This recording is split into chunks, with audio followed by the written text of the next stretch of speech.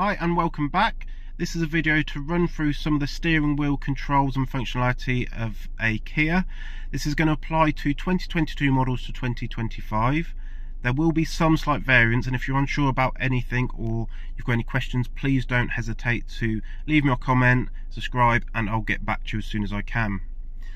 So we'll start off on the right hand side of the steering wheel, though I will mention on some 2024 and 2025 models such as the EV3, EV9, the button selection is actually going to be switched around. Starting over here though, this is your cruise control button. As we're stationary at the moment, it won't activate, but you'll press it, it will set to the speed you're going, and then you can increase and decrease the speed with this toggle here. A good way to show you this is if I press and hold that button, you'll see the limiter come on. Once the limiter's on, even when you're stationary, you can flick up the toggle beneath it here and you can see the speed increasing, and then if you push and hold it, it's actually going to jump in intervals of 5 for a bit more of speed of the adjustment. Below that you've got your adaptive cruise control, so that's going to set the distance it's going to follow the car ahead of you. That is applicable to automatic Kias though, not the manual models. Going back to the cruise control button, if we just tap that, that will turn that off completely. And then across from that, you're going to have your page turner, as I like to call it, because it looks like a little page and it flicks between the 4 sub-menus on your driver cluster here. This is a digital cluster, but it will do the same functionality if you've got the analog cluster. Below the page turner, you've got the scroller, so you can scroll through your trip computer information. Whilst you're scrolling through your trip computer as well, if you push and hold that same button, it's actually going to reset your trip computer for you, and then just continue scrolling until you find what you want. Most people do tend to want to have the digital speedo there, nice big clear speedo. Below there you can see there's a steering wheel in 2 lines. So a function that has been added in the UK especially by law is lane assist, and this is going to refer to that functionality.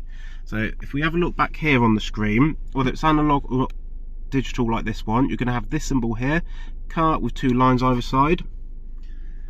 To disable that when you get in the car, if you're one of the people that don't like it, if you just press and hold this button, and you'll see the symbol will turn amber or it will disappear altogether depending on the model.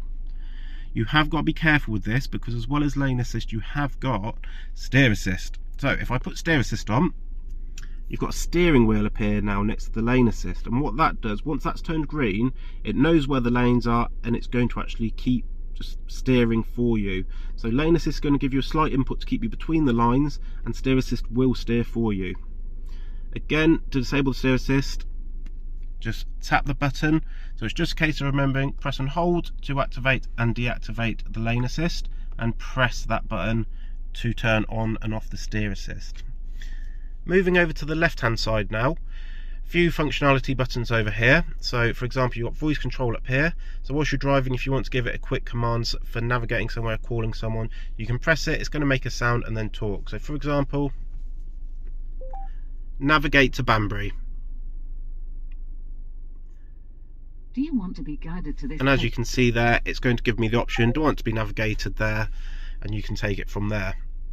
Across from that, you've got 2 programmable buttons here. So the mode button, when you press that, you've got options of what you can make it do. So if you're someone that likes to listen to a lot of Bluetooth music, you can make it so it automatically jumps to the Bluetooth music on your phone.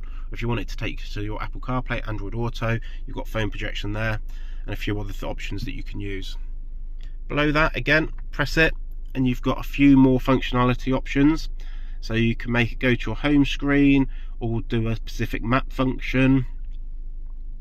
And then on the far side, you've also got your phone.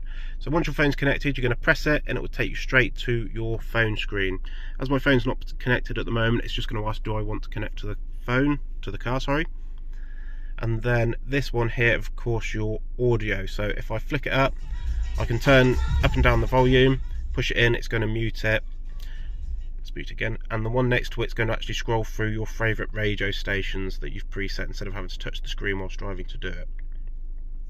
Just behind the steering wheel, a few quick mentions. You have got your auto lights, so you just want to leave the arrow pointing to auto and they're going to come on at night time by themselves. If you push the stalk away from you, you'll see auto appear on the screen back there. What that's doing is actually turning on your auto dips and full beams, so that way you haven't got to keep going and turn them on yourself. You can adjust it manually as well, so if you don't want it on auto lights, you just flick it all the way up and then push it forward for your full beams.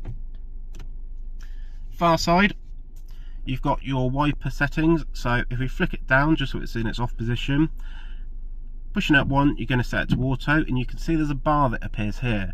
That's correlating to this bit here, so you can actually adjust the speed of the auto wipers with this toggle, because it may be that even though it's auto, it's not going the speed you'd really want it to. If you don't want to use auto at all, no problem, just keep pushing up and you've got 1 and 2 there as well. The end of the stalk here, rear wiper, so you just twist that and you've got your 2 settings, not automatic. And then your screen spray, push it forward for the back and pull it towards you for the front, like so.